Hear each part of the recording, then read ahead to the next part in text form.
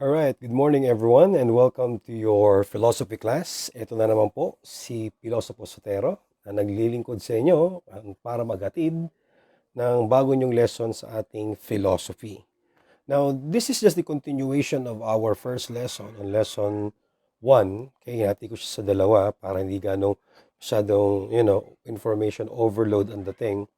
So, on the first lesson, sa lesson 1A, we only discuss, okay, what is the meaning of philosophy and the very essence, okay, of what philosophy is and why is it essential that a subject on introduction to the philosophy of the human person is important to us. Now, for this second part of the first lesson, almost same din ang objectives, except that this time, we will now focus not on the etymological and ethnological definition of philosophy, but this time we shall focus on its nominal definition. This will be more technical in approach, but comprehensively, mas madali siyang maintindihan dahil dito pinapaliwanag kung bakit ang philosophy ang isa sa mga pinakamalawak na paksa at aspeto ng karunungan sa ating henerasyon. Okay? So, moving on, let's start. Now, the nominal definition that I'm going to give is based on opinion, isang writer, author, and philosopher. Okay? He defined philosophy as the science of all things in their ultimate cause through the aid of human reason alone. So I repeat, okay? Andyan po yan sa module ninyo, makikita nyo naman, that philosophy, again, is the science of all things in their ultimate cause through the aid of human reason alone. Ngayon, hihimayin natin isa-isa yung definition na yan para higit nating maintindihan kung ano nga ba ang mas malalim na kahulugan ng filosofiya. Una, okay, it is a science. Okay? Science is a very broad subject. Okay? In the Latin word scientia, it means knowledge. So, from philosophy, you will gain knowledge. It is the pursuit of knowledge based on facts and demonstration. Okay? Kaya, like in all science, it follows a certain procedure, a process. It involves investigation and experimentation and observation. No? Yan ang essence ng philosophy. Okay? Science yan. And then, sabi natin, it is the science of all things. Ayun. Diyan lalawak ngayon ang philosophy. Because since it's the science of all things, therefore, all things in this material world, including the immaterial part, okay, are the realms of philosophy. Okay? Yung mga bagay na nag-e-exist at kahit yung mga hindi nag-e-exist o yung iniisip nating hindi nag-e-exist ay parte ng philosophy. No? Yung mga bagay nakikita, hindi nakikita, okay? At yung existence kahit yung nasa level pa lang ng mind. No? So to accommodate each study according to specification, philosophy is divided into several branches because since it is the science of all things. So the four main branches of philosophy, dahil ito yung bumubuo, ito yung apat na pilar ng filosofiya, ay ang metaphysics, andyan din ang epistemology, there is logic, and last is the so-called moral philosophy or called ethics. So again, the four branches of philosophy are metaphysics, epistemology, logic, and ethics. Ngayon, isa-isayin natin yan. Dahil sa ilalim ng mga branches na yan, ang apat na branches na yan, may mga subcategories ang mga yan. Umpisa natin, class, sa metaphysics. Metaphysics is the type of philosophical inquiry that studies the things beyond what is the physical. Ibig sabihin yung it goes beyond kung ano yung nakikita o nararamdaman o what is within, okay, the senses. It means it goes beyond the senses. Kaya nga sinabing meta means beyond or after. Physica means nature. Okay? So, the subcategories of metaphysics are general metaphysics or ontology, special metaphysics. And under special metaphysics, we have cosmology, psychology or anthropology, and then natural theology, theodicy. Okay? So, umpisa natin dun sa subcategory na ontology. So, onto is a Greek word that means being. No? Sa Tagalog, medyo malalim to yung pagkaano ng isang bagay. No? And then logos is, of course, basically Greek word for knowledge or study. So ontology therefore studies beings and their ultimate causes, reasons, and principles through the aid of human reason. No? Ang mga basic question na sinasagot ng ontology would be like, what is being? Ano ang kabuuan ng isang bagay? Why do things exist? What is the meaning of nature and reality? And is there a concept called nothing? Meron ba talagang wala? Yung pagkawala, no? So medyo malalim tong part na to. Yung special metaphysics naman we call cosmology. Okay, cosmos refers to the world or the universe, and then logos study. So therefore, cosmology studies the world or universe including its origin, dynamics and characteristics as well as the laws that governs its order. So yung mga scientists na nag-aaral tungkol sa universe, sa space, and other realms, a world, okay, is the basic essence of cosmology, right? The origin of the world. What is the basic material that forms the world? How do things arise? And is the world or universe infinite? No? O meron bang hangganan o walang hangganan ang sangkalawakan? Okay, another special metaphysics is called psychology. Now, this one's quite familiar for everyone. No? Psyche, okay, refers to the soul or the mind, no, of the human person. Then, same as with logos, study. So basically, psychology studies the nature and dynamics of the human person as a whole. So, ang ano ng psychology is more on the human behavior. Okay? So, kaya nga ang mga basic questions in psychology na pinag-aaralan is, what is the nature of the human person? Is there such a thing as human nature? What is the meaning and purpose of life, if any? Is there life after death? No? And why is there suffering in the world? So, ayan po ang mga basic questions under psychology. And then, special metaphysics, theodicy, on the other hand, okay, ang word na theos means God. Okay, the basic idea of a supernatural being. So, theodicy or natural theology, it is the justification of the goodness of God in the face of the existence of evil. The questions tackled under this type of philosophy is, of course, yung unang question, is there really a God? Or does God really exist? And how can we prove such existence? No? And if there is a God, okay, what and who is God? Kasi ang daming sa ating mundo, maraming mga interpretations ng God, no? Yung ano ba siya? Ano ba talaga ang pangalan niya? Siya ba si Allah, si Noe, or I mean si Jehovah, no? Siya ba si God the Father or what? So, ito isa mga pinag-aaralan ng theodicy, no? And is it really necessary to believe in God? Okay? Now, the second branch is called epistemology. Episteme refers to knowledge and truth. So, epistemology is this branch of philosophical study which talks about the nature and scope of knowledge and justified belief. Kasi it talks about yung truth, no, yung katotohanan sa likod ng mga bagay, okay, sa mundo.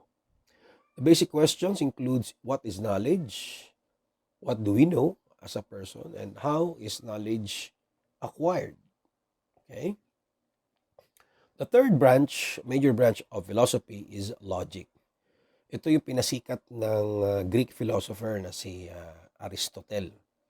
Okay? Basically, logic or syllogism, okay, is the science of correct thinking. It studies the principles and criteria of valid argument. So this is more about a philosophy of human interaction kasi ang ano niya is ang focus niya is about the soundness and how does human reasoning, okay, different from sound and unsound or what we call bad reasoning. Okay? So ang tanong diyan, what is correct reasoning? 'Di ba? So walang problema nga sabi ko sa mga tuwiran, 'di ba? Sinabi ko sa inyo, parte ng katwiran ang filosofiya at yan ay fall under logic. Okay? Pero pinag-aaralan diyan kung ang isang tao ba na nangangatwiran ay tama ba sa katwiran. Kasi kahit sabi mo nangangatwiran ka o nagmamatuwid ka, paano natin masasabi na ang katwiran mo ay tama? Kung ang katwiran mo ay tunay na sumusunod sa tamang pag-iisip o tamang kaisipan. Ayan. Kaya nga sabi ko sa inyo, walang masama mga katwiran. Pero depende yan sa kung ang katwiran mo ba ay tama at totoo. And then the last major branch of philosophy is ethics. Ito sa college, pag-aaralan nyo to as a different subject matter. Ethos in Greek refers to customs, no? The customs of men, o habits, mga kaugalian. That's why ethics studies the morality of human actions. Pag sinabing morality, it refers to the righteousness of conduct, no? Kung yung bang asal o yung inaasal o yung ugali mo ay nasa sa tama. Ito ba ay kumikiling sa tama? Does it commit itself in attaining a good life? So basic questions in ethics includes the realization of the ultimate good in pursuit of real happiness, and how do we determine the right conduct, and what is a good life? How can we attain it? Okay? And what is the difference between human acts and actions that are based on instincts? So ayan po, mga kaibigan. Yan ang kabuuan ng philosophy. Kaya nga sinabi, it is the science of all things. So kung ang inyong biology, ang inyong physics ay isang parte lamang ng siyensya na nag-focus sa isang bagay, ang philosophy po ay malawak, napakalawak. Okay? Kaya nga all things.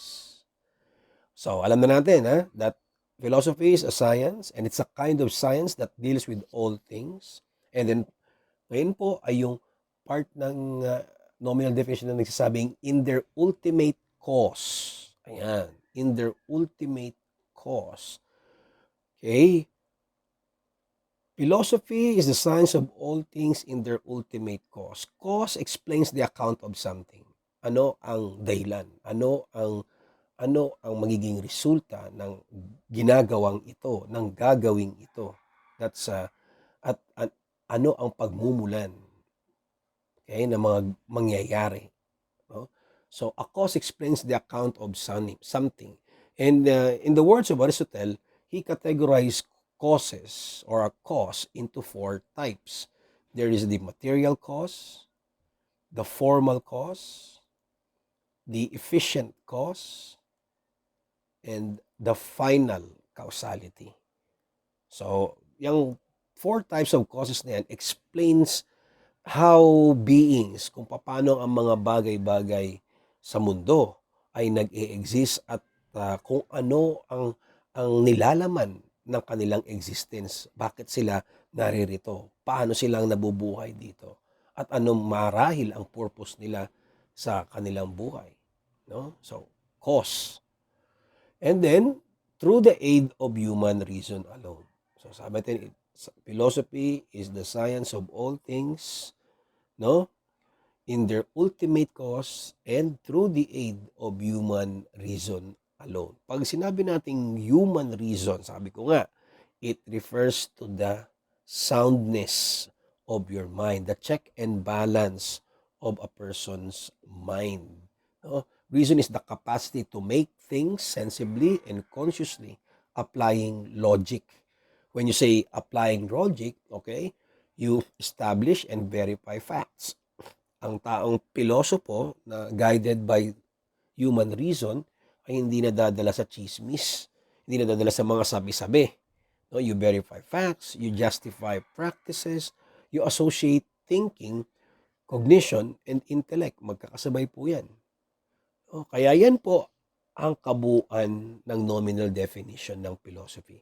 It is the science of all things in their ultimate cause through the aid of human reason alone.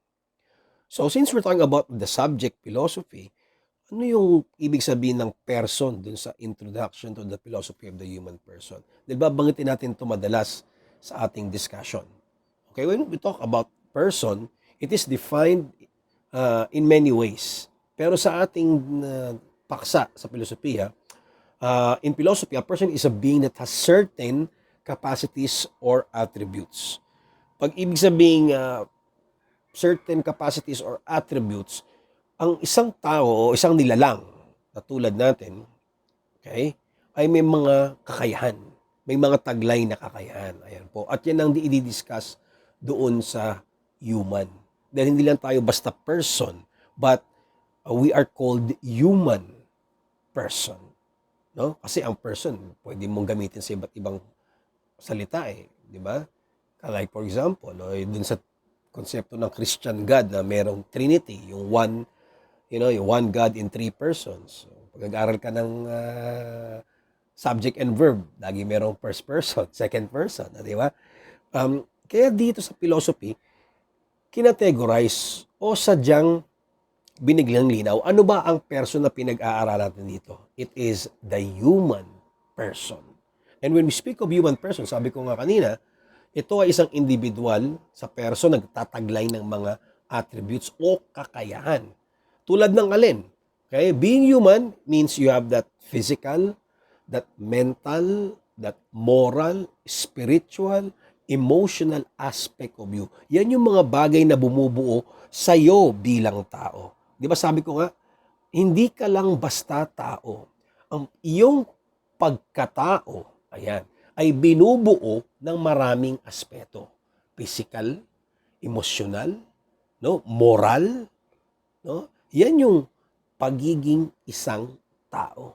Hindi ka lumabas sa mundo, okay? No? Na tulad sa ibang mga bagay. You are not dispensable. You are not it can never be exploited. Pagkat pero kang may taglay ka kasi. May taglay kang tinatawag ni St. Thomas Aquinas, you possess dignity. Yan. Dignidad. Taglay kasi ng tao yan. The moment na ikaw ay nabuhay, okay, ikaw ay sinilang sa mundong ito, no? Habang nasa sinapupunan ka pa lang, no? Ginagalang na yan dahil yan ay may taglay na dignidad. Okay? So, ayan po ang meaning ng ating discussion ngayong araw na to. Kung ano ang philosophy at ano ang subject na introduction to the philosophy of the human person. Okay? So, pag binuo natin lahat yan, pag pinagsama-sama na natin lahat, yung pinag-aralan natin yung philosophy, ano yung person, ano yung human. So, the meaning of the subject, okay, PH1 says that philosophy of the human person is the love or desire of a rational being endowed with wisdom. Ulitin natin, Yan sa module ninyo, basahin at tandaan yan. Pag sinabing philosophy of the human person, it is the love or the desire of what kind of being? A being that is rational and endowed with wisdom. The focal point of study is, sabi ko nga, the human person. The meaning of his existence, his destiny, his relationship with other people in society and in the world. Okay? And with the world in general. Yan ang ganyang kalawak ang scope ng paksang pinag-uusapan natin dito. Kaya naman, this is the kind of core subject that deals with the study of the human person as an embodied being immersed in this society and the world, okay, and oriented towards death. Okay? So, ayan po ang ibig sabihin ng ating subject. So, that explains what the subject is, what philosophy is, what is the nominal definition of philosophy. Now, kung meron po kayong tanong, malaya po kayong mag-comment dyan sa section na yan para po sa paglilinaw ng mga bagay kung sakaling hindi nyo po naintindihan. Sasagutin ko po yan. And then, now that we're done, okay, abangan na po natin ang unang assessment o quiz 1 sa lesson na ito. Mga 10 items lang naman yan. Just to make sure na talaga bang may kayo nanood, nakinig at may natutunan ba talaga kayo sa unang paksa ng discussion natin. Okay. Maraming salamat po sa pakikinig. Muli po, ito ang inyong lingkod, Pilosopo Sotero na nag-iiwan sa inyo ng kasabihang okay lang ang maging pilosopo basta't ikaw ay tunay at nagpapakatotoo. Maraming salamat. Have a pleasant weekend. Bye-bye.